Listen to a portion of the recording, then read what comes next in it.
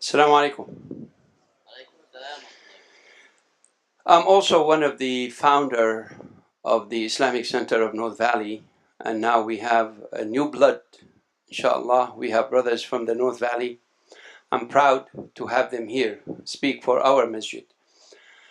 My name is Abdul Omeira, and in 1993, a prison opened in our area, and I requested our community to help out because I knew that there was a need for Muslim to show up inside the prison. So when I went there, they told me we need a chaplain. A chaplain is a term which is a generic Muslim or a generic religious leader, if you will. And I applied and I got accepted. And I've been working in the prison ever since. And it's been a very rewarding experience. However, we have a community that's intimidated by going to prison.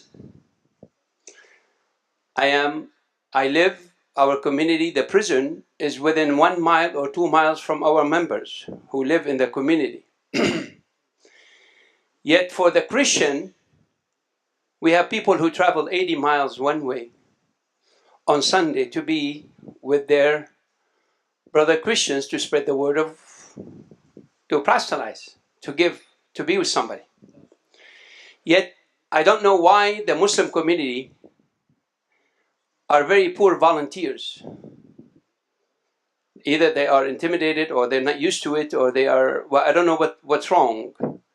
When we get a volunteer, I get a volunteer, he comes in, he walks in, he sees the prison, he leaves, don't call us, we'll call you. The prison work is a rich and rewarding experience. I have given over, I'm not going to say the number, countless shahada. I have converted a huge amount of people because of my ability, my work, and this is what's all about. The prison is a rich environment, and there are people who are hungry for Islam, who need you. You don't have to be compensated. You can come in and just teach somebody how to read the Fatiha, or how to do the wudu, or to make the ghusl. And it is very challenging work because you're working with criminals. My institution is a level 4 institution. I have 600 life without, 1900 life with, and the rest, their sentences vary. So we have child molesters, we have killers, we have rapists, we have all kind of human being, but they are still our brothers in humanity, and many of them are thirsty and wanting to have a straight life. And Islam gives them that gratitude, gives them that type of life. In March, I think, of 2012, Brother Abu Abdullah invited me here, and I spent 1 hour speaking about da'wah inside the prison.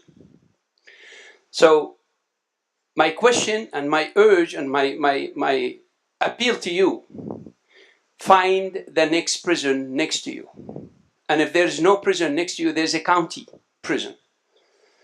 The county, every single county has a prison. And all of them need you and need your help.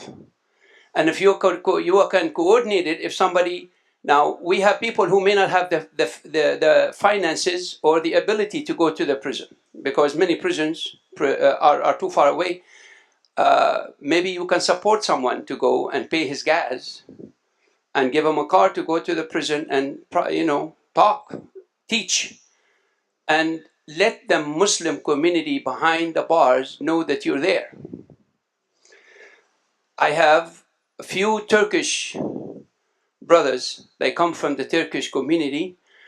May Allah bless them. May Allah guide them. They come to the prison, but they come sporadically. We need consistency. When someone knows that you're coming, he is looking forward to see you, to talk to you, you need to be there. And if you have any other questions regarding the da'wah in prison, regarding the way to get to talk to your brothers in Islam inside the prison. We have, you can come and ask me afterward, I don't want to take too much time. But I also would like to encourage each and every center of you to be involved in the Interfaith Council in your town.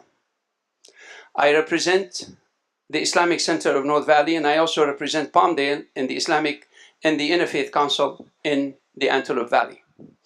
I also work with one of the best leaders in town, my brother Kamal Khatib. I couldn't ask for a better partner than him. When we started the idea of having a school, he brought it to life. It was his work. We were just supporting him and giving him a hand, like that. Right? And I also would like to give a story. Maybe you can help me with it. I would like to suggest that your mosque is an emergency room, is it an emergency room, or it is ICU, intensive care unit. I have a friend who is married to a Christian woman in Texas. She told him, you either take the kids to the mosque or I'll take them to church. He said, no, I'm busy, I don't have time. Would you please take him to the mosque?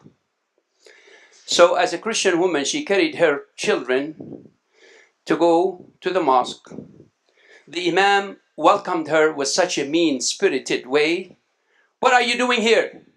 How could you come to the mosque like this? Allahu Akbar. I'm sorry, I didn't mean it. I didn't mean to offend you. She walked out. She walked out and never went back. And she would never go back because of the way he welcomed her. Remember who you're talking to. You remember the people who are coming to your mosque. If they are uncovered, if they are aliens, if they are not, do not do something that you will alienate them for life, and you're responsible for it. And this story has repeated itself in many ways. Many times I have heard it and I've seen it happen. So please, when someone comes to your mosque, if they are Christians or if they are Muslim and they are not the way that you expect them to be, maybe they are as bad as Christian, dressed like, be careful. Because they're coming to the ICU, to the emergency unit that you have. They are crying for help. Don't turn them away by way of tradition that we have carried from our countries. Many of us try to apply the tradition that we have learned in our countries on the mosque. The mosque in the United States is a different issue.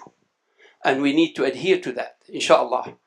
May Allah bless you and may Allah reward your work. وأقول قولي هذا وأستغفر الله لي ولكم والحمد لله رب العالمين والسلام عليكم.